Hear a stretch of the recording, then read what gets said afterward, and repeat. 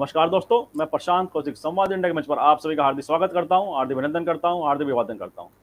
जैसा कि आप सभी जानते हैं, हम संवाद इंडिया के मंच पर विभिन्न विषयों पर चर्चा आपके सामने लेकर प्रस्तुत होते रहते हैं और आज भी उसी कड़ी में एक बहुत ही महत्वपूर्ण सामाजिक चर्चा हम आपके सामने लेकर उपस्थित हुए हैं।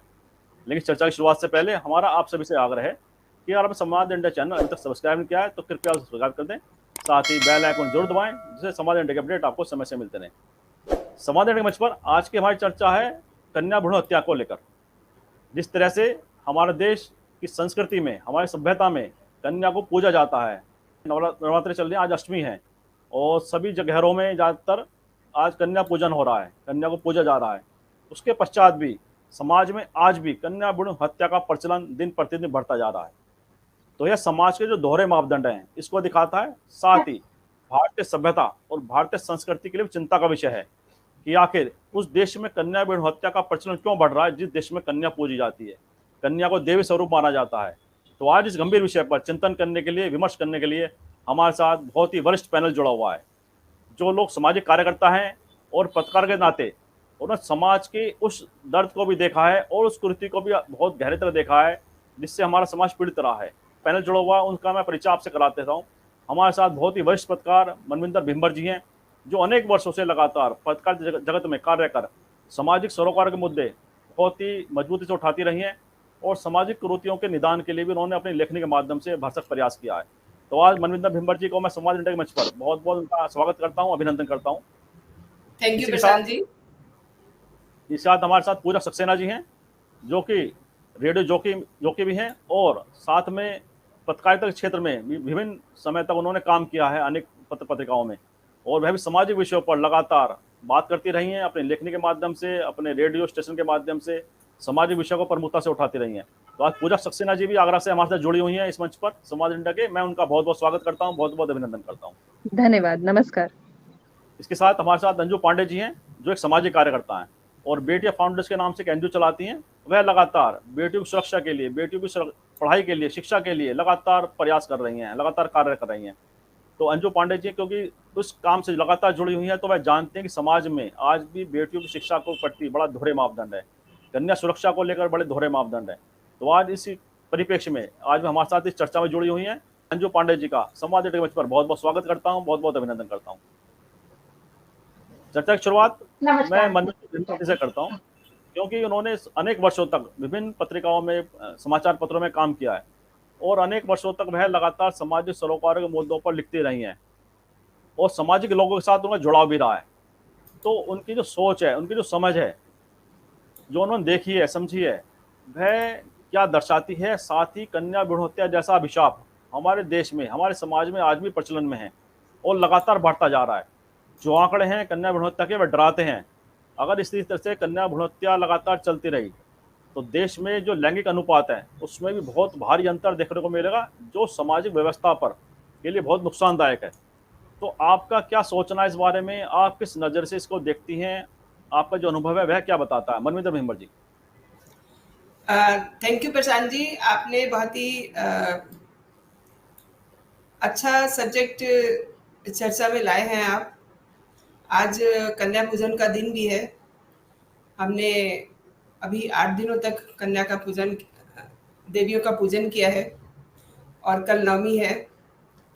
और हम ये पूजा इसीलिए करते हैं क्योंकि ये एक शक्ति का प्रतीक होते हैं। लेकिन बड़े अफसोस के साथ ये कहना पड़ता है कि जब हमारे घर में कन्या आती है तो उस समय सबके चेहरों पे एक उदासी छा जाती है। तो ये कैसी कन्या पूजन की विधि हुई कि जब घर में कन्या का आगमन होता है तो हम उसको हंस के और खुशी से उसका स्वागत नहीं करते हैं। बहुत खराब लगता है जिस समय हम उसका अच्छे से स्वागत नहीं करते हैं और देवियों की हम पूजा करते हैं। और आपने सवाल किया है कन्या भ्रूण हत्या का, तो मैं सही कह रही हूँ ना प्रशांत जी? आपका यही सवाल था ना? जी जी जी। तो ये मैं समझती हूँ कि जहाँ पर एक्चुअली भ्रूण कन्या भ्रूण हत्या जो शताब्दियों से चला आ रहा है, मतलब बहुत पुराने समय से ये ऐसे ही चला आ रहा है, खासतौर पे उन परिवारों में जो लड़का चाहते हैं। इसके पीछे कई कारण गिनाए जा सकते हैं जिनका कुछ मतलब नहीं है। मतलब ये है कि अभी समय बदल चुका है और नई सोच आ रही है। बहुत सारे ऐसे परिवार हैं जहाँ पर लड़के लड़की पे कोई फर्क ही नहीं होता। अगर उनके यहाँ 2 लड़कियां भी हैं तो वो खुशी खुशी से उनका पालन करते हैं। और बहुत जगह पे ये होता है कि पहली लड़की हुई है तो फिर एक बार फिर से ट्राई कर रहे हैं कि अगली बार बेटा हो जाएगा, उसे उसके बाद फिर से ट्राई कर रहे हैं कि बेटा हो जाएगा। और फिर उन जो बच्चियां होती हैं, किस तरीके से उनको हर दिन उनकी माँ, उनके पिता उनको मतलब गलत शब्दों से उनको ट्रीट करते हैं। अपने ही घर में उस बच्ची का सम्मान नहीं होता और एक तरफ उसी परिवार में हम देखते हैं कि वो कन्या का पूजन भी करते हैं। तो ये एक मतलब माइंडसेट की बात हो गई ना। आप प्रशांत जी कहेंगे मैं हर बार माइंडसेट की बात करती हूँ, तो माइंडसेट जो है हमारी जिंदगी में बहुत बड़ा रोल प्ले करता है। हम अगर पूजा जी मेरी इस बात से सहमत होंगी कि हम अगर अपनी लड़की को उतना ही प्यार दें, उतनी ही उसकी एजुकेशन की फिक्र करें, उतनी ही उसकी हेल्थ की फिक्र करें, तो मेरे विचार से चीज़ें बहुत अच्छी हो जाएंगी। ये बड़ा विषय है। और कन्या पूजन भी एक तरफ होता है, वहीं दूसरी तरफ भ्रूण हत्या आपने जो बताया कि बेटे की चाहत में यह सब जी। कार्य हो रहे हैं। हमारे साथ चर्चा में शालू अग्रवाल जुड़ गई हैं, जो कि पत्रकारिता क्षेत्र में बहुत अनेक वर्षों से कार्य कर रही हैं। विभिन्न समाचार पत्रों में अपनी लेखनी के माध्यम से उन्होंने भी सामाजिक विषय को बहुत प्रमुखता से उठाया है। तो शालू जी का मैं संवाद इंडिया के मंच पर बहुत बहुत स्वागत करता हूँ, बहुत बहुत अभिनंदन करता हूँ। इसी प्रश्न को पूजा जी के पास ले जाता हूँ, क्योंकि वे भी लगातार इस विषय को देखती जा रही हैं और क्योंकि इस क्षेत्र से जुड़ी रही है पत्रकारिता के क्षेत्र से, और ऐसे विषय उनके सामने निश्चित रूप से आए होंगे रिपोर्टिंग के दौरान कि किस तरह से अबॉर्शन आंकड़े बढ़ रहे हैं दिन प्रतिदिन। बेटे की चाहत में, जैसे मनविंदर जी ने कहा कि बेटे की चाहत में लड़कियों को गर्भ में ही मार देने की प्रथा लगातार बढ़ती जा रही है। तो आपका क्या दृष्टिकोण है इस विषय को समझने में, जो आपने समझा है, जिस तरह से देखा है, महिलाओं से भी आपकी बातचीत हुई होंगी इस दौरान, तो आपका क्या दृष्टिकोण है, आपका क्या अनुभव है, साझा करना चाहेंगे तो आप दर्शकों के लिए हमारे। पूजा जी। जी, शुक्रिया प्रशांत जी बोलने का मौका देने के लिए। और मनविंदर मैम ने जो बात कही है मैं बिल्कुल उससे वाकिफ रखती हूँ। देखिए, समय बदल गया है, बहुत सी कुरीतियां हमारे भारतीय समाज में रहीं, बहुत सी चीजों पर हमने कंट्रोल कर लिया है, कर भी रहे हैं, लेकिन ये एक ऐसी कन्या भ्रूण हत्या एक ऐसी समस्या है जो वाकई में मैम ने बिल्कुल ठीक कहा कि माइंडसेट से जुड़ी हुई है। आज भी उसको हम अपने दिमाग से नहीं निकाल पा रहे हैं। सभी के परिवार में आजकल प्रॉब्लम्स हैं, किसके नहीं है, लेकिन एक प्रॉपर्टी को लेकर एक ऐसा इशू हो गया है जो सबके परिवार में बहुत कॉमन है। और वो प्रॉपर्टी का इशू अगर आप देखेंगे तो मोस्टली कहाँ आ रहा है कि माँ बाप ने मेहनत करके घर बनाई, प्रॉपर्टी बनाया कि चलिए अपना बुढ़ापा अच्छे से गुजरेगा, बच्चे ठीक ठाक से सेटल भी कर दिए, उनकी मैरिज कर दी, उसके बाद में प्रॉपर्टी का इशू इतना बुरा हो जाता है कि उन लोगों की माँ बाप की जो बनी बनाई इज्जत है, जो रेपुटेशन है, वो पब्लिक हो जाती सिर्फ बेटों की वजह से। ये सब चीज समझते हैं, बुढ़ापे में आके फिर सब कहते हैं कि अरे हमने ऐसा क्यों किया, भगवान इससे अच्छा हमें बेटी ही दे देता, हमारी एक बेटी ही बराबर थी उन बेटों की, ऐसा दिन नहीं देखना पड़ता। बुढ़ापे में आकर ये लोग कहते हैं कि हाँ बेटी ही अच्छी है, बेटी ही होनी चाहिए थी, बेटे ना होते। ये चीज पहले से लोगों को क्यों नहीं समझ आती है? आप और हम मिलकर ही इस कन्या भ्रूण हत्या को बढ़ावा देते हैं। जैसे मैं अपनी अगर एक पर्सनल बात बताऊं आपको, मेरी एक बिटिया है, 9 साल की मेरी बिटिया है। आज भी जब मुझसे लोग मिलते हैं, और मैं नो डाउट मेरे माँ बाप ने जैसे मुझे संस्कार दिए हैं, जैसे मुझे सपोर्ट किया है, मैं उसके लिए बहुत बहुत धन्यवाद करती हूँ, क्योंकि आज मैं जो भी कुछ हूँ वो अपने पेरेंट्स के सपोर्ट की वजह से हूँ। जबकि मेरे 2 बड़े भाई हैं, तो मैं भी अपनी बेटी को फुल ऑन सपोर्ट देती हूँ, जिस तरह से भी उसको सपोर्ट चाहिए। और जब उसकी तारीफ होती है, चाहे उसकी पढ़ाई में हो, उसके व्यवहार की हो, उसकी बोलचाल की हो, उसके एकेडमिक्स की, किसी भी चीज की, स्पोर्ट्स की हो या उसकी कल्चरल एक्टिविटीज की, तो मेरा सीना चौड़ा हो जाता है। तो हमने ये सोचा है कि एक बेटी है और हम इसी पर अपना जीवन भी इन्वेस्ट करेंगे, अपनी एनर्जी भी इन्वेस्ट करेंगे, अपना पैसा भी इन्वेस्ट करेंगे। लोगों का क्या है, लोग जब भी मिलते हैं, अच्छा एक बेटी है, अब तो एक बेटा हो जाना चाहिए, अब तो एक इसका भाई हो जाना चाहिए। क्यों भाई, क्यों हो जाना चाहिए आज के महंगाई के दौर में? और ये वो लोग ज्यादातर कहते हैं जो खुद अपने बेटों से त्रस्त हैं, हमारे ही बड़े लोग कह लीजिए।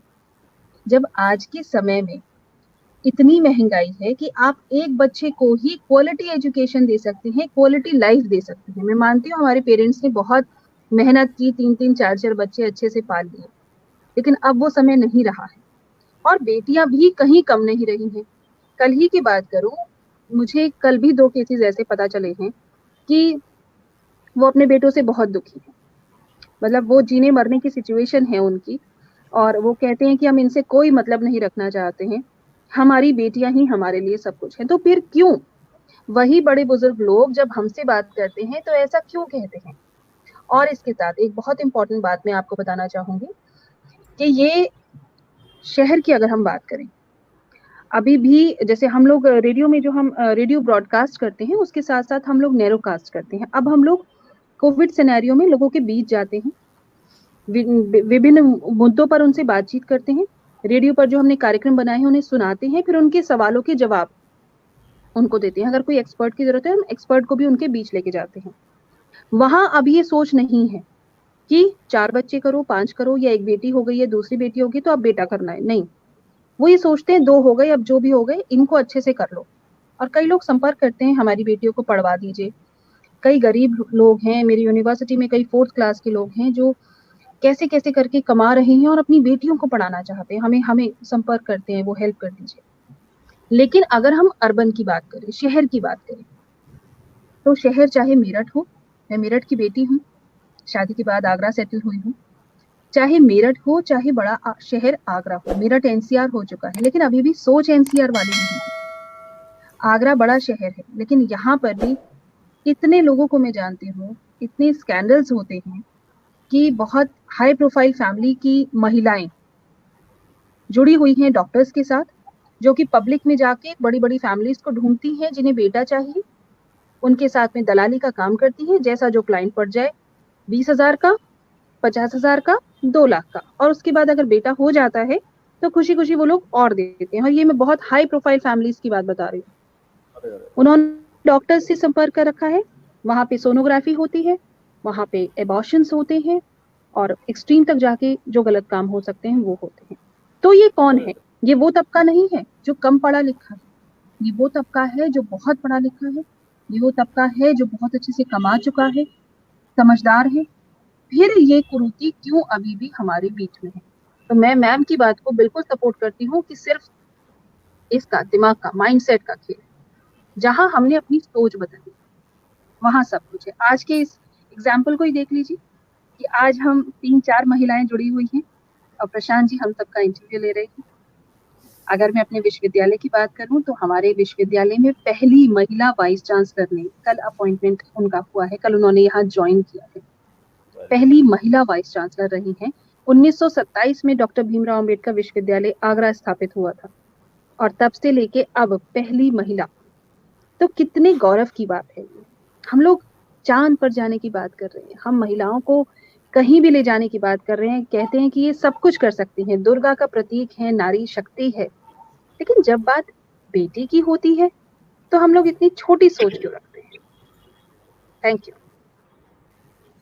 जैसा आपने बताया कि आगरा के आपने कुछ उदाहरण दिए कि हाई फाई सोसाइटी जिसे कहा जाता है, जैसे एक अलग तरह की एक सोसाइटी में इज्जत बख्शी जाती है कि चाहे वो पैसे के कारण रुतबा हो या दूसरे वजह से उनका रुतबा हो, वो लोग भी बेटे की चाहत में ऐसे कुछ कार्यों में लिप्त हैं जहाँ पर लड़कियों के लिए अन्याय किया जा रहा हो, भ्रूण हत्या की जा रही है फिर बेटे की चाहत में। तो ये जो विषय आपने बताया वास्तव में बड़ा गंभीर है। इसी विषय को मैं शालू जी के पास लेकर जाता हूँ कि शालू जी ने भी पत्रकारिता के क्षेत्र में क्योंकि लगातार कार्य कर रहे हैं और इन विषयों को बड़ा नज़दीक से उन्होंने देखा है, बड़ी गंभीरता से उन्होंने देखा है, और अपनी लेखनी के माध्यम से उन्होंने भी लगातार सामाजिक कुरीतियों पर लिखा है, प्रकाश डाला है, और आज भी उसी कार्य में वे लगातार आगे बढ़ रही हैं। तो शालू जी, जो पूजा जी ने कहा, वह जो ऐसे किस्से हैं जो समाज के लिए वाकई चुनौती भी हैं और चिंता पैदा भी करते हैं कि आखिर कन्या भ्रूण हत्या क्यों बढ़ रही हैं। क्या बेटे की चाहत में लोग इतने दिमागी रूप से खोखले हो गए हैं कि वह ये नहीं देख रहे कि हम समाज का जो ताना बाना वो तो बिगाड़ रहे हैं, साथ में उस कन्या जो जन्मी नहीं है उसकी भी हत्या कर बड़ा पाप कर रहे हैं। आपका क्या नजरिया इस बारे में शालू जी? मैं सब thank you so much Prashant जी। और सबसे पहले तो मैं मनविंदर मैम जो यहाँ पर हैं और पूजा जी दोनों का थैंक यू सो मच, आप लोग ने इतने अच्छे विचार रखे। और ये बिल्कुल सही बात है कि जो अभी मनविंदर मैम भी कह रहे थे और साथ ही साथ पूजा जी ने भी कहा। तो मैं इसमें कुछ आंकड़े यहाँ पे आपको लोगों को बताना चाहूंगी कि जैसा अभी हाल ही में यूएनएफपीए, एक जो यूएन की संस्था है, एक यूएन का बड़ा ऑर्गेनाइजेशन है जो इस पर काम करता है, उसने एक रिपोर्ट जारी की। और उस रिपोर्ट में ये बताया गया कि आप देखिए कि भारत, जिसके हम जहाँ पे हम बात करते हैं संस्कृति की, जहाँ हम देवी का रूप मानते हैं बेटियों को, हम कहते हैं कि स्त्री यत्र नार्यन्तु पूज्यन्ते, और बेटियां जो हैं वो कन्या का रूप हैं और सारी चीजें। तो यूएनएफपीए ने जो रिपोर्ट दी है उसमें आप मतलब देखकर चौंकेंगे कि उसके आंकड़े ये कहते हैं कि भारत में हर साल 4,60,000 बच्चियों की गर्भ में ही हत्या कर दी जाती है। मतलब एक तरह से अगर हम देखें तो 1260 बच्चियां जो हैं वो गर्भ में हर रोज मारी जाती हैं। मतलब 52 लड़कियां हर घंटे गर्भ में केवल हिंदुस्तान में जो है वो मारी जा रही हैं। तो हम कह सकते हैं कि कितनी भयावह स्थिति के बीच हम खड़े हैं। हम बात करते हैं अपनी संस्कृति की, हम यत्र नार्यन्तु पूज्यन्ते की बात करते हैं, तो ऐसे में हम कहाँ कहाँ हम यत्र नार्यन्तु पूज्यन्ते, मतलब यही हमारा यत्र नार्यन्तु पूज्यन्ते है कि हम हर घंटे 52 लड़कियों को केवल कोख में मारते रहे। और उसमें भी भयावह हालात ये हैं कि जिस प्रदेश में, जो पूरे देश का सबसे बड़ा प्रदेश है उत्तर प्रदेश, हरियाणा का भी नाम हुआ करता है, ठीक है, कि हरियाणा में सबसे ज्यादा कन्या भ्रूण हत्या हो रही है। साथ ही साथ राजस्थान भी इस मामले में पीछे नहीं है, लेकिन उत्तर प्रदेश एक ऐसा राज्य है कि जहां सबसे ज्यादा कन्या भ्रूण हत्या हो रही है। और रिपोर्ट ये भी कहती है कि 2030 तक केवल उत्तर प्रदेश में 5 लाख से ज्यादा बच्चियों को जो है वो हम गर्भ में ही मार देंगे। तो आप सोच सकते हैं कि हालात कितने भयावह हैं। यहाँ पर जो आईवीएफ सेंटर, आजकल एक आईवीएफ सेंटर एक अच्छी कहना चाहिए कि एक अच्छी सुविधा है कि जो फर्टिलिटी का जो रेट बढ़ रहा है, उस फर्टिलिटी के रेट में अगर किसी को भी संतान सुख पाना है तो संतान सुख पाने के लिए वो आईवीएफ की मदद ले सकते हैं, मैं बिल्कुल मानती हूँ। लेकिन आप इन आईवीएफ सेंटर पर जाके देखिए और कभी उनके डॉक्टर से आप बात करिए। उनके यहाँ जितने भी कपल्स आते हैं, चाहे वो यंगस्टर्स हों या फिर वो एक बड़ी एज के हों, उनकी पहली डिमांड होती है कि बच्चा चाहिए। और उसके साथ में वो एक टैग और लगा देते हैं। वो जैसा आपने शादी में देखा होगा कि जो आजकल लेविश शादियां होती हैं बड़े बड़े होटल्स में या उसमें, तो वो लेविश शादियों में आपको बड़े से कार्ड के साथ में एक कूपन मिलता है कि आपके साथ में अगर कोई आ रहा है तो उसकी एंट्री के लिए कूपन। तो ऐसे ही जब आप इन आईवीएफ सेंटर पे जाएंगे और पता करेंगे कि आपके यहाँ जो कस्टमर्स आ रहे हैं, आपके यहाँ जो लोग आ रहे हैं, जो कपल्स आ रहे हैं बच्चे की चाहत के लिए, वो क्या क्या चाहते हैं, तो वो पहली उनके जो कार्ड होता है वो कार्ड देंगे कि हमें बच्चा चाहिए, हमें माता पिता बनने का सुख चाहिए। लेकिन उस कार्ड के साथ में वो एक कूपन लगा देंगे कि मैडम बेटी नहीं चाहिए, बेटा ही चाहिए। तो वो कूपन एक तरह से वो ये कूपन लगा के साथ में देते हैं। अब जितने भी सोनोग्राफी सेंटर हैं या जितने भी अल्ट्रासाउंड सेंटर हैं, वहां पे तो गवर्नमेंट ठीक है टाइम टू टाइम छापेमारी करती रहती है, लेकिन क्या कभी इन आईवीएफ सेंटर्स पे जाके पता किया गया कि कितने आपके यहाँ जो भी केस आ रहे हैं, जो भी कपल्स आ रहे हैं, उसमें कितने ऐसे लोग हैं कि जो बेटी नहीं बल्कि बेटा चाहते हैं। मैं कई सारे ऐसे केसेस को जानती हूँ। अगर मैं मेरठ की बात करूं तो यहाँ मतलब जैसा अभी पूजा जी ने भी बोला और माम ने भी कहा था कि जो एक रूरल इलाका है, जो एक देहात का जो क्षेत्र है, वहां पे उनको कोई मतलब नहीं है, ठीक है बेटी होगी बेटा हो गया, वो बाद में इस बात से जूझेंगे, वो निरक्षर हैं, उनके लिए तो हम कहेंगे ही। लेकिन एक ऐसी सोसाइटी कि जिसमें खुद डॉक्टर्स, मैं खुद ऐसे 4 से 5 डॉक्टर्स को, ऐसे कई फैमिलीज को जानती हूँ, मैं पर्सनली उनको जानती हूँ कि जो खुद ट्रीटमेंट इस चीज के लिए ले रहे हैं कि चूंकि हमारे कोई बेटा नहीं है और हमको अब बेटा चाहिए, एक बेटी एक बेटा और हो जाए, या 2 बेटियां हैं एक बेटा और हो जाए। इसी में ही अगर हम देखिए, हम अगर बात करते हैं मुस्लिम संप्रदाय की, तो मुस्लिम संप्रदाय में अब इस समय जो 3 तलाक के जितने भी केसेस हैं, भले ही सरकार ने 3 तलाक के लिए कानून ले आई हो या तमाम बातें हो रही हो, लेकिन आज भी 3 तलाक के अगर आप ज्यादातर मुद्दों को उठाकर देखेंगे, आप थाने जाइए, आप कभी भी महिला केंद्र पर जाइए, महिला थाने जाइए, आप कोर्ट में पता करिए, तो 3 तलाक के ज्यादातर मुद्दे जो मामले होंगे, उन मामलों में आपको बड़ा सा कारण दिखाई देगा, केवल बेटा ना होना, कि बेटियां बेटियां पैदा कर रही है, बेटा नहीं कर रही।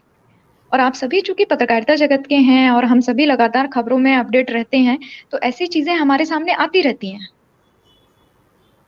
तो हम ये बिल्कुल नहीं कह सकते कि एक जो निम्न संप्रदाय है या एक जो निरक्षर समाज है, कि जो गाँव में बसता है या जो मलिन बस्ती में रहता है, वो बेटियों को बोझ समझते हैं क्योंकि वो दहेज नहीं दे सकते। क्योंकि उन्हें लगता है कि कल को हमारा वंश कौन चलाएगा? कोई हमारा वंश का कोई संरक्षण करने वाला नहीं रहेगा, घर में बहू नहीं होगी तो हमें सहारा कौन देगा? तो ये सोच केवल उस समाज की नहीं है जो निरक्षर है, बल्कि उससे ज़्यादा ये घृणित सोच आज उस साक्षर समाज की है, जो बड़े-बड़े महलों में, बड़े-बड़े घरों में जो रह रहे हैं, जो अच्छी जॉब पर हैं।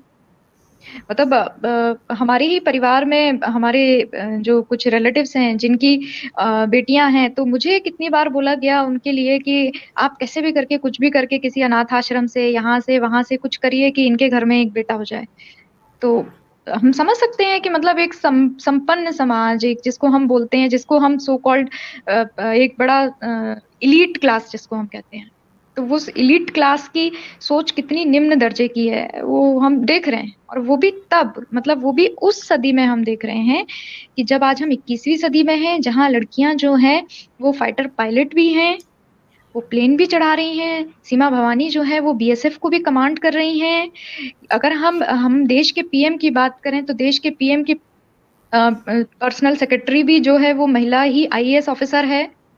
अगर हम अपने देश के बड़े-बड़े पदों पर बैठी मंत्रियों की बात करें तो उन्होंने भी, चाहे वो विदेश मंत्रालय हो, चाहे वो वित्त मंत्रालय हो, सारे के सारे बड़े मंत्रालय जो महिलाओं ने संभाले।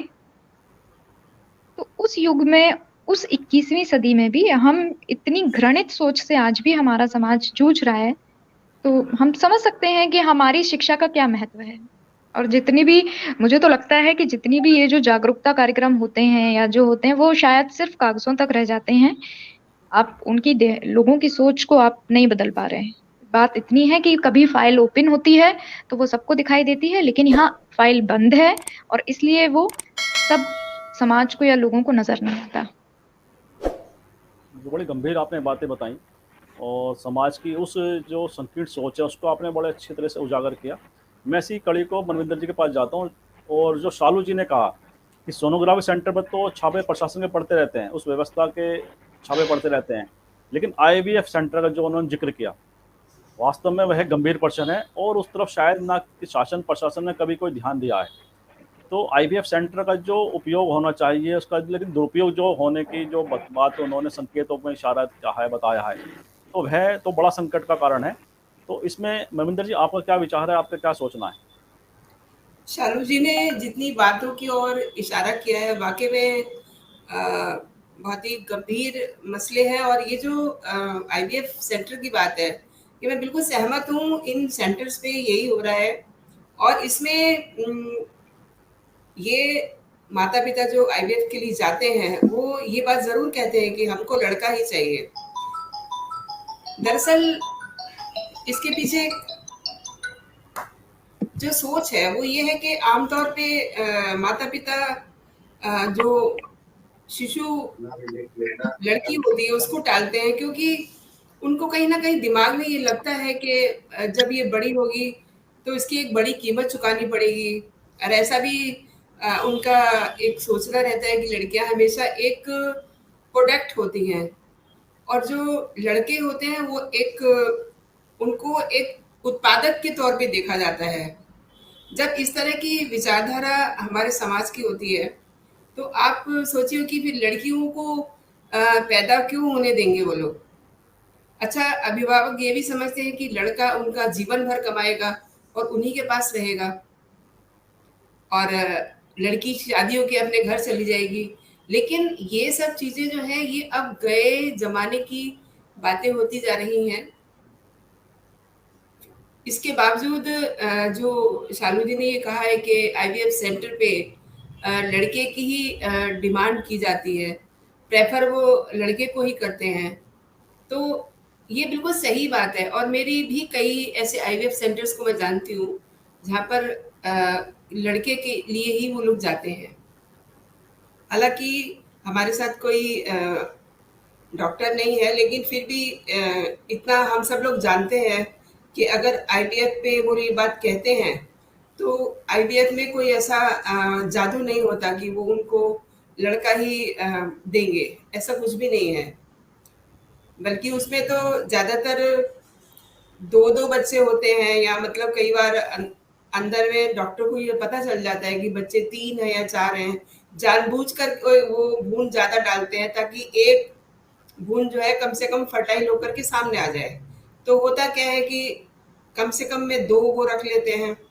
अब उन 2 में अगर वो 2 लड़कियाँ हैं, तो उस डॉक्टर की आफ़त आ जाती है। अगर उनमें एक लड़का और एक लड़की है, तो थोड़ी-सी बैलेंसिंग उनकी फीलिंग रहती है। अगर दोनों लड़के हैं, तो फिर तो उनकी कोई खुशी की सीमा ही नहीं होती। तो ये बात सही है, आईवीएफ में ये बात चल रही है, और भी मतलब सभी शहरों में, खास तौर पे उत्तर प्रदेश समझ लीजिए, मध्य प्रदेश समझ लीजिए, इधर हरियाणा और पंजाब, यहाँ तो बहुत ही ज़्यादा मतलब लड़कियों की जो संख्या है दिन ब दिन कम होती जा रही है, जैसा कि शालू जी ने आंकड़ों में कहा है।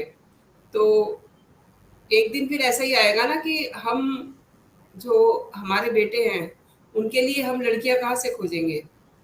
उनके लिए मतलब हम बहू कहाँ से तलाशेंगे? तो वाकई ये में बड़ा संकट है, बड़ा तो संकट ये है ये। तो एक हमारी सोच है कि हमें लड़कियां जो है वही घर चले जाएंगी, अपने अगले घर चली जाएंगी, ससुराल में चली जाएंगी। लेकिन ये तो देखिए कि आज लड़कियां क्या नहीं कर रही। हम सब लोग बैठ के बात कर रहे हैं, आप हमसे सवाल कर रहे हैं। हम महिलाएं, हम लड़कियां, हम औरतें, हम इस बात के गवाह हैं कि हम पुरुषों से, यानी कि हम प्रशांत जी से भी आगे, बहुत आगे जा सकते हैं। आप मानेंगे इस बात को? शालू हंस रही है, बिल्कुल फैक्ट है ये। मतलब मैं पर्सनली सोचती हूँ कि मैं सब कुछ कर सकती हूँ। जी बिल्कुल। शालू जानते हैं इस प्रशांत बात जी, को। मैं प्रशांत आपको जी मैं नहीं हंस रहे हैं। जब हमारी राष्ट्रपति एक महिला है, हमने हमारी प्रधानमंत्री एक महिला रह चुकी हैं, हमारे इस समय जो फिनेंस को देख रही महिला है, तो ये क्या छोटी बात है? मतलब हमारे साथ कोई रहना सीखे ना। सवाल तो ये है। लड़कियां कहीं आपको कोई प्रॉब्लम नहीं देती हैं। लड़कियां तो उसी घर में जाती हैं जहां जहां जिनके भाग्य बहुत अच्छे होते हैं। जी लेकिन बिल्कुल। जिन्हें अपने भाग्य फोड़ने होते हैं, वो महिलाओं बच्चियों को पैदा ही नहीं होने देते। तो आप किसी ये बात बात के मेरे क्रम माइंड सेट पे आ मनोज जी, जाती है। आप किसी बात के क्रम में अपने एक अनुभव, पर्सनल व्यक्तिगत अनुभव आपके साथ जोड़ता हूँ लाइफ का। जरूर। मेरे दादाजी स्वतंत्रता सेनानी रहे हैं, और वह लगातार स्वतंत्रता के आंदोलन में अपनी सहभागिता पूरी मजबूती के साथ करते रहे। तो जी उस दौरान आप जानते होंगे कि अंग्रेजी शासन जो था उसका कितना खौफ था समाज के अंदर, लोगों के अंदर। जी और दादाजी हमारे क्योंकि उस आंदोलन में जुड़े हुए थे, सक्रिय रूप से भाग लेते थे, तो वह मतलब घर से दूर ही रहते थे काफ़ी। उसके क्यों पश्चात और समाज में लोग मदद करने को तैयार नहीं होते थे एक दूसरे की, क्यों इतना डर था कि हमें ना पकड़ ले, ये ना हो जाए। तो मेरी दादी, मेरे पिता उस समय 5 भाई बहन थे, और मेरी दादी ने अपने मतलब आत्मबल से, अपनी मजबूत इच्छा शक्ति से पांचों बच्चों को खूब शिक्षा दिलाई, पूरा उन्हें वेल एजुकेटेड किया, और आत्मनिर्भर बनकर उन्होंने जो आयुर्वेद की शिक्षा ली, खुद अपने को मजबूत आयुर्वेद के द्वारा उन्होंने अपने को आगे बढ़ाया और उसमें बड़ा नाम किया। मतलब ये हमारे परिवार में महिलाओं के प्रति शुरू से ही इतना ये मान सम्मान एक प्राकृतिक रूप से हमारे अंदर आया है कि हमारी दादी बिल्कुल। का संघर्ष इन चीज़ों को हमें मतलब एक वो देता है, प्रेरणा देता है कि महिलाएं किस तरह से आधार स्तंभ हैं परिवार के साथ साथ पूरे समाज के अंदर भी साबित हो सकती हैं। उसके जी बाद जी मेरी माताजी शिक्षक का टीचर रही, और हमारे परिवार में जितनी महिलाएं हैं, मेरी सिस्टर, मेरी बुआ जी, मतलब सभी लोग शिक्षा के क्षेत्र में रहे हैं और ऊंचे मुकाम उन्होंने हासिल किए। तो हमेशा मैं तो इसलिए महिला शक्ति को हमेशा नमन करता हूँ, पूरा मान सम्मान देता हूँ, जो मेरा व्यक्तिगत अनुभव है ये। और इसी वजह से आप लोगों को हम इस मंच में हम लगातार जोड़ते रहते हैं कि महिला शक्ति के, महिला के अंदर जो शक्ति है, जो जी जी समाज को जोड़ने का और समाज को दिशा देने का उनके अंदर जो प्रतिभा ईश्वर ने दी है प्राकृतिक रूप से, वह वास्तव में जी पूजनीय है। और मतलब सैल्यूट करता हूँ मैं समाज इंडिया के मंच पे आप सभी को, क्योंकि आपने अपने प्रतिभा से, अपनी काबिलियत से मुकाम पाया समाज के अंदर, और आपसे हम लोग प्रेरणा लेते हैं। इसी कड़ी में अंजू पांडे जी हमारे साथ जुड़ गई हैं, और बार बार उनकी कनेक्टिविटी में दिक्कत आ रही है, तो मैं अंजू पांडे जी के पास जाता हूँ। बेटिया जी फाउंडेशन जी की संचालिका हैं, और सामाजिक क्षेत्र में लगातार बच्चों की सुरक्षा के लिए, उनकी शिक्षा के लिए वह लगातार कार्य कर रही हैं। तो अंजू जी, जैसा जी आप सर। जानती हैं कि कन्या भ्रूणहत्या के विषय पर हमने डिबेट रखी है, तो आपका, जी क्योंकि जो आप समाज से जुड़कर लगातार कार्य करी हैं, उन बच्चों की शिक्षा के लिए कार्य करी हैं जो शिक्षा से दूर हैं कहीं ना कहीं आर्थिक कारणों से, अन्य कारणों से, तो आपका क्या अनुभव रहा है इस विषय को जानने में, समझने में, अंजू पांडे जी? सबको नमस्कार। शालू जी, आप सबको नमस्कार। ये आज का विषय आपने बहुत अच्छा लिया, क्योंकि आज नवरात्रि है, सभी कन्या को पूज रहे हैं। लेकिन कन्या भ्रूण हत्या ये एक सोच की बीमारी है एक तरीके से। ये नहीं कि हम जानबूझ के ये सब कर रहे हैं। हमें सबको पता है कि कन्या भ्रूण हत्या बहुत गलत है, लेकिन इसके भी रीजन है कई सारे। जैसे कहीं 2-3 बेटियां हो जाती हैं तो वो सोचते हैं फाइनेंशियल हम वीक है, तो इस कन्या को हम नहीं अल्ट्रासाउंड कराते हैं और पता लगता है कि ये कन्या है, उसको हम खत्म करा देते हैं। कहीं ये सोच के कि कन्या हो जाएगी तो वंश को कौन चलाएगा। और कहीं ये होता है कि फाइनेंशियल वीक है, हम कितनी कन्याओं को पालेंगे, इसकी जिम्मेदारी बहुत सारी है, इसकी शादी ब्याह पढ़ाई का खर्चा होगा। तो बहुत सारे रीजन होते हैं। सबसे बड़ा रीजन हमारी सोच का है। और इसमें बड़े बूढ़े जो परिवार के होते हैं वही ज्यादा जिम्मेदार होते हैं। अपनी बहू को ये कहते हैं कि कन्या अगर हुई तो हम तुझे घर से निकाल देंगे। कई सारे केस मेरे सामने हैं कि लड़की पैदा हुई और उसको घर से बाहर निकाल दिया। आज भी 1 महीने की लड़की लेकर एक माँ, पहले बच्चा था और वो अलग रह रही है, क्योंकि ससुराल वालों ने एक्सेप्ट नहीं किया। गरीब भी थी और उनकी सोच ये भी थी, क्योंकि पहला बच्चा था, तो कन्या हो या बेटी हो या बेटा, कुछ भी हो सकता है, लेकिन उनकी सोच में है कि नहीं, हमें बेटा चाहिए, हमारे वंश के लिए बेटा ही जरूरी है। और जो आज की बुजुर्ग हैं वो ये कहते हैं कि बेटा हो ना हो, हमारी बेटियां ही सब कुछ है। तो इसके कई सारे रीजन है, जबकि सुधार पहले से ज्यादा हो रहा है, रेशियो हमारा बढ़ रहा है कन्या का जन्म का, लेकिन फिर भी बहुत सारी भ्रूण हत्या हो रही हैं। हर रोज हमको सुनने में आ रहा है। महिलाएं परेशान होती हैं इसलिए कि हमने कन्या को जन्म दिया, हमारे हस्बैंड हमारा साथ नहीं दे रहे, हम किस तरह से उनको पढ़ाएं, किस तरह से गुजर बसर करें। तो हम सबने अपने अपने व्यूज दिए हैं, सारे ही कारण हैं। जरूरत है सबको अवेयर करने की, और इसकी सबसे बड़ी जिम्मेदार माँ है। हम सब हैं माँ के रूप में, लेकिन माँ ही जिम्मेदार है। अगर माँ ये कहे कि हमें जो भी बच्चा है उसको जन्म देना है, अगर बेटी होती है तो उसकी जिम्मेदारी मैं लेती हूँ, तो कन्या भ्रूण हत्या नहीं होगी। आपने कहा कि महिला का बड़ा रोल है, लेकिन बहुत सारी परिस्थितियां ऐसी होती है कि महिला भी चाहकर भी उस बच्चे की रक्षा करने में अपने को असमर्थ पाती है जिसे वह पैदा करने जा रही है। तो इसी कड़ी को मैं पूजा जी के पास जाता हूँ, क्योंकि पूजा जी ने बड़े विस्तार से बातें रखी थी। मैं पूजा जी से इस संदर्भ में पूछता हूँ कि जो कन्या भ्रूण हत्या है या बच्चियों को जन्म न देने की प्रथा है या मानसिकता है जो लोगों के दिमाग में आज से नहीं अनेकों वर्षों से, पूर्व इतिहास से भी हमारे सामने बहुत सारे ऐसे उदाहरण हैं जहाँ पर इस तरह की घटनाएं घटी हैं, क्या इसके पीछे एक आर्थिक और सामाजिक कारण दोनों हैं कि जिस तरह से दहेज का एक प्रचलन बढ़ा है, दिन प्रतिदिन एक बच्चों की शादी करने में पूरा आदमी जीवन की पूरी राशि लगा देता है, एक स्टेटस सिंबल बन गया है कि मैं कितनी तड़क भड़क के साथ अपने बच्चे की शादी कर सकता हूँ। तो ऐसे में जो प्रेशर है एक मध्यम वर्गीय परिवार के ऊपर, और आय के स्रोत सीमित हो गए हैं, जॉइंट परिवार की जगह न्यूक्लियर परिवार की तरफ लोग बढ़ गए हैं।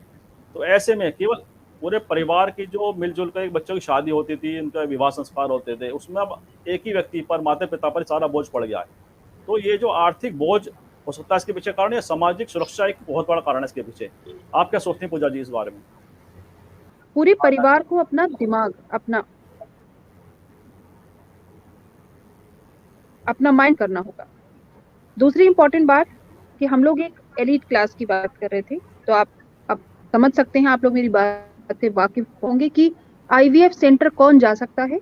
जो पैसे वाला व्यक्ति है, शहरी व्यक्ति है। तो वहां पर वही लोग पहुंच रहे हैं और वही लोग बेटे की चाह रखते हैं।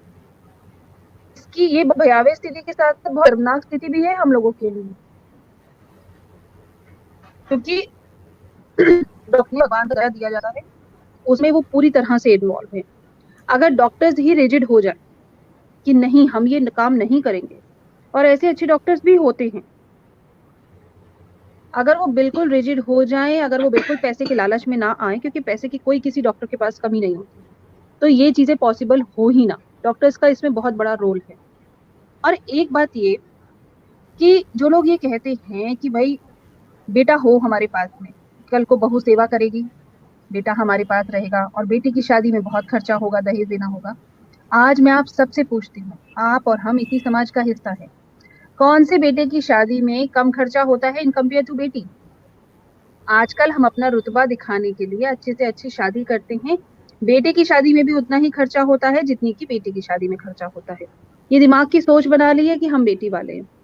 दूसरी चीज, कौन सा बेटा है आज के समय पे या आज के समय पे कौन सी बेटी है जो हायर एजुकेशन के लिए बाहर नहीं जाती, फिर जॉब लग जाती है, बेटे भी बाहर रहते हैं, माँ बाप घर पे जो नेटिव प्लेस है वहां इंतजार करते हैं क्या इस त्योहार पे बेटा आएगा बहू के साथ, बच्चों के साथ, उनको रिक्वेस्ट करते हैं कि बेटा कम से कम त्योहार पर तो आ जाओ।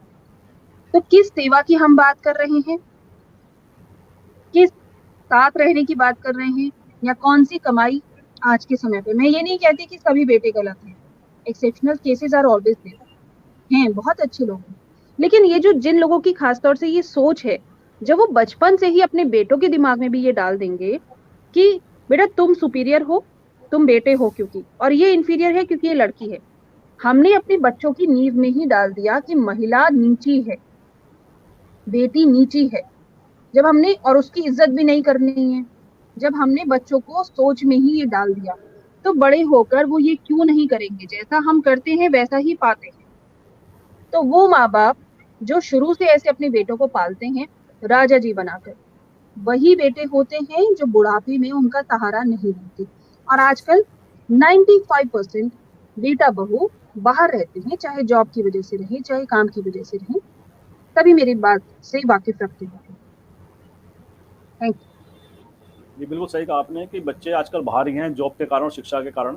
उसके पश्चात भी आज ये माइंडसेट आज भी बना हुआ है। तो मैं शालू जी के पास जाता हूँ, कार्यक्रम के अंतिम पड़ाव के तब जाते हैं कि शालू जी, जैसे आपने सुना पूर्व वक्ताओं को, सभी ने माइंडसेट की बात की कि माइंडसेट आज भी हमारा उसी जगह पर है कि लड़के को प्राथमिकता दी जाती है लड़की की तुलना में। लेकिन अगर हम देखें सामाजिक जो ढांचा है, समाज में जो परिवर्तन आ रहा है कि वृद्धाश्रम दिन प्रतिदिन बढ़ते जा रहे हैं, तो अगर जब लड़का वंश चलाने की जो माइंडसेट है कि लड़का हमारे बुढ़ापे में देखभाल करेगा, उसके बाद भी वृद्ध आश्रम का लगातार बढ़ना और बुजुर्गों का उनमें आना, यह दिखाता है कि लड़कों के प्रति जो एक दृष्टिकोण था कि हमारे बुढ़ापे में सहारा बनेंगे, उसमें तो भारी कमी आ गई है समाज के अंदर, तो इसीलिए वृद्धाश्रम बढ़ रहे हैं। और इसमें हम देखें तो लड़कियां फिर भी शादी के पश्चात भी और आखिर तक अपने माँ बाप को ध्यान भी रखती हैं।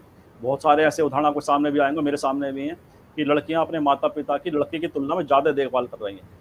तो ऐसे में उसके पश्चात भी माइंडसेट रहना कि लड़का चाहिए लड़की की तुलना में, ये क्या दिखलाता है? चालू जी।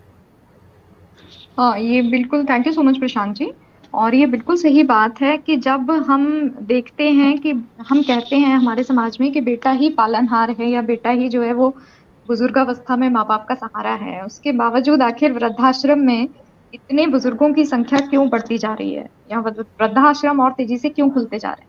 तो ये जो लोगों की सोच है वो यही उनको आईना दिखा रही है कि जिस बेटे को आप समझते हैं कि वो आपका बुढ़ापे में ख्याल रखेगा और उसके लिए आप उसको पालते पोसते हैं, तो उसने आपके साथ क्या किया वो आप यहीं देख सकते हैं।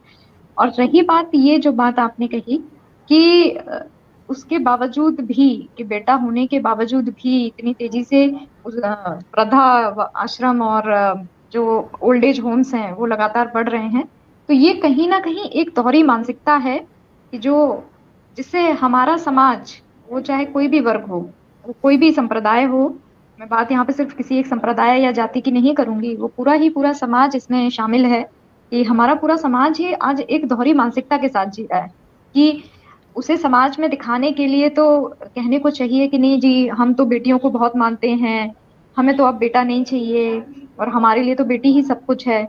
लेकिन वही समाज जो है अंदर ही अंदर उसमें कहीं ना कहीं एक घुटन है, उन्हीं माँ बाप के अंदर अंदर ही अंदर एक घुटन भी है कि अरे एक बेटा हो जाता तो बहुत अच्छा होता। तो वो यही सबसे बड़ी बात है कि हम अभी तक उस सोच से हम बाहर नहीं निकले हैं कि भैया बेटा जो है वो पालनहार नहीं है, बेटी भी पालनहार हो सकती है। मराठा साम्राज्य पर जब इतना बड़ा होलकर साम्राज्य पर जब संकट आया था तो देवी अहिल्याबाई ही आगे आई थी। आप सभी इससे परिचित हैं।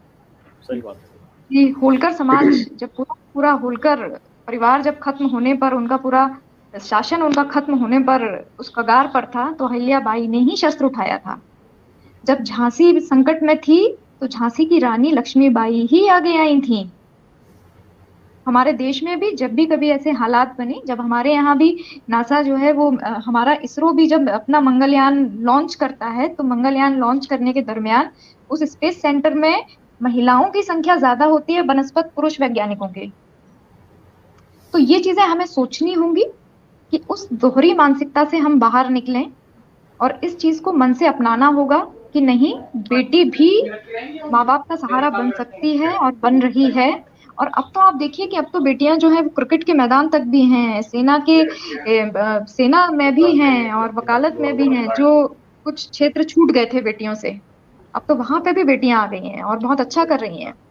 तो इस दोहरी मानसिकता से लोगों को बाहर निकलना होगा और समझना होगा उस सच्चाई को कि जब हम बेटी के ऊपर भी 1-2 करोड़ रुपया उसकी पढ़ाई पर खर्च कर रहे हैं, उसकी शादी पर खर्च कर रहे हैं, बेटे की भी शादी पर और उतना ही पैसा हम खर्च कर रहे हैं, जैसे भी पूजा जी ने कहा, तो फिर ये फर्क आखिर हमारे मन में क्यों है?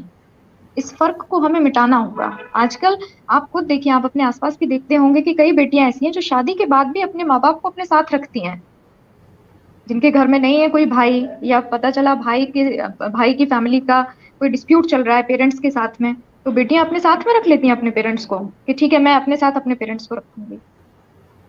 तो जब हम इतना आगे बढ़ चुके हैं, हम उस पायदान पर आगे खड़े हैं कि बेटी के घर का हम पानी पी सकते हैं, बेटी की ससुराल में जाके हम रह सकते हैं, वो मानदंड, वो मर्यादाएं अब हमारे समाज में नहीं रही हैं, वो मिथ हमारे समाज में नहीं रहे हैं। तो अपने समाज में ये जो एक कलुषित मानसिकता है कि जो ये एक जो प्रदूषण का कुछ टुकड़े, प्रदूषण के कुछ तिनके जो हमने अपने दिमाग में अभी तक बना रखे हैं, उनको हम क्यों नहीं डंप आउट कर देते, उनको हम क्यों नहीं साफ कर देते? और जिस दिन हम इन्हें साफ कर देंगे उस दिन हम वाकई में, ये हमें जरूरत नहीं पड़ेगी कि हमें बेटी बचाओ बेटी पढ़ाओ जैसे अभियान की जरूरत पड़े, या हमें उस दिन ऐसी संस्थाओं की जरूरत पड़े कि जो ये कहें कि नहीं, आप बेटियों को गर्भ में मत मारिए, या अल्ट्रासाउंड केंद्रों पर छापेमारी की, या IVF सेंटर्स पे किसी को भी वो कूपन लगाने की जरूरत नहीं पड़ेगी। तो सबसे पहले हमें इसी दूषित मानसिकता से हमें बस बाहर निकलना होगा, क्योंकि किसी भी कुप्रथा को खत्म करने के लिए हम बात करते हैं योजनाएं लाने की। योजनाएं आपके देश में बखूबी चल रही हैं और बहुत सारी चल रही हैं, मतलब थोक के भाव में चल रही हैं।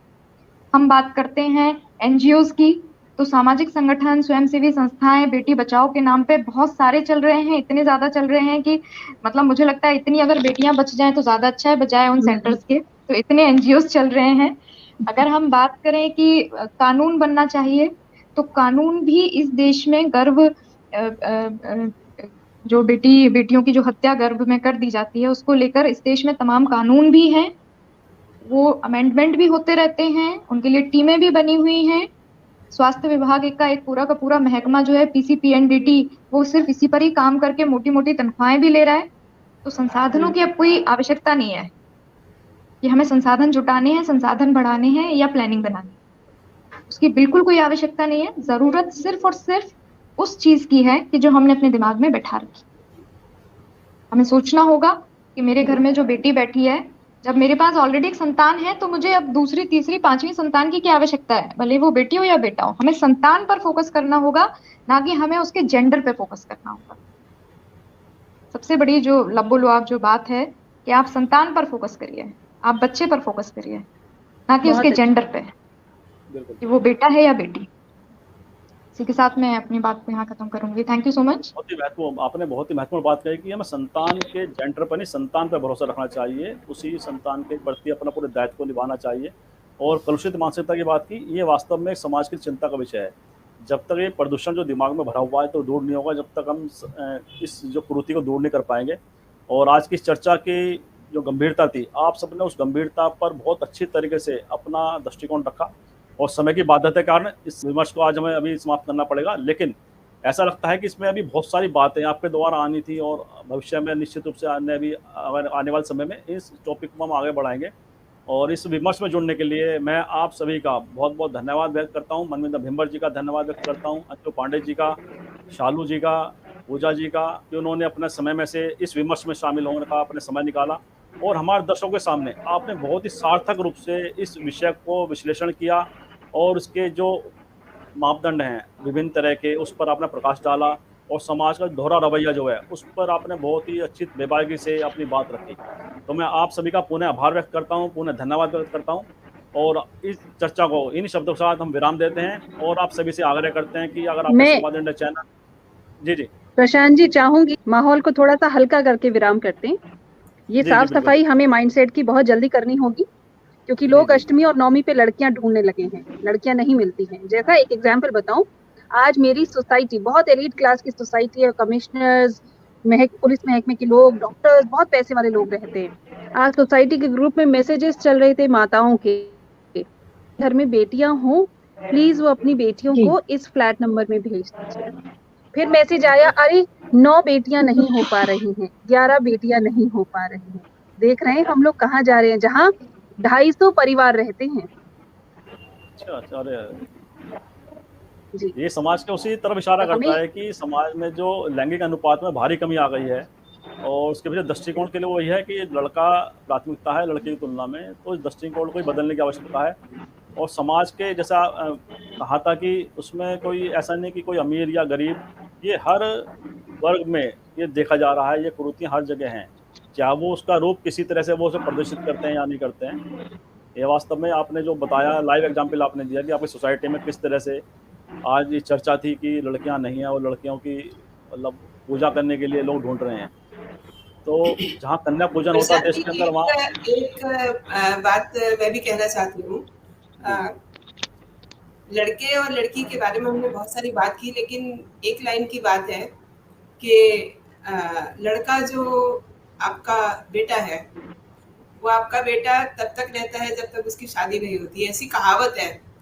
और जो बेटी है वो बेटी ताउम्र आपकी बेटी रहेगी, चाहे वो ससुराल में रहे, चाहे वो अकेली रहे, चाहे उसकी शादी हुई है या नहीं हुई है, वो हमेशा आपकी बेटी रहेगी और अपने माता पिता की वो चिंता करेगी। जी बिल्कुल, बहुत सही बात कही। 2 कुल संभालती हैं बेटियां, 2 कुल संभालती हैं, अपने ससुराल को भी संभालती हैं, और जरा सी मायके से खबर आ जाए तो फिर वो अपना बेटी होने का पूरा फर्ज भी निभाती है और अपने भाई के कान भी अटती है। वो अपने ससुराल में बैठ करके अब बुढ़ापे की लाठी भी बनती हैं बेटियां। एग्जैक्टली जी। ऐसे बहुत सारे एग्जाम्पल हैं। ये बड़ी लंबी चर्चा का विषय है। जी वही मैं कह रहा हूँ कि विषय इतना सारगर्भित है और इतना विस्तृत है कि इस पे 1 घंटे की जो विचार हैं वो भी छोटे कम पड़ जाते हैं, लेकिन समय की बाध्यता के कारण इसको हम यहीं विराम देते हैं। और आप सभी से पुनः आपका धन्यवाद व्यक्त करता हूँ और पुनः आग्रह सभी दर्शकों से और आप सबसे हम आग्रह करते हैं कि अगर आप संवाद इंडिया चैनल सब्सक्राइब कर दें, साथ ही बेल आइकन जरूर दबाएं जिससे संवाद इंडिया की अपडेट आपको समय से मिलते रहे। आप सभी का बहुत बहुत धन्यवाद, बहुत बहुत अभिवादन। Thank you so much Prashant ji, and thank you.